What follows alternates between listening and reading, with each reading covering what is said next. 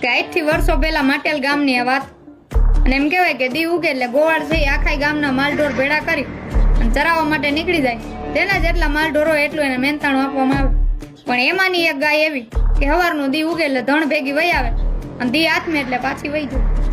12 વર્ષના વાણા વહી ગયા પણ એનું કોઈ ધણી નહોતું. એટલે ગોવાળને થયું કે આજ તો જોઈ જ લેવું છે કે આ ગા કોની છે ને ક્યાંથી આવે છે. એટલે ગોવાળ છે એ રોષે ભરાય અને ગાયનું પૂંછડું ચાલી અને ગાયની પાછળ પાછળ જાય છે. ગાય તો છે એ માટેલિયા ધરામાં ઉતરવા માંડાણી અને ગોવાળ જોવે છે હોનાનું મંદિર, હોનાનો ઈંડોળો, ચાંદીના પતરા જેવા વાળ લઈ અને બુઢી છે એ ઈંડોળે ઝૂલે છે. એટલે કીધું કે માડી આ ગા તમારી છે? તો કે હા. તો કે 12 વર્ષના વાણા વહી ગયા પણ આનું કોઈ મહેનતાણું દીધું નથી.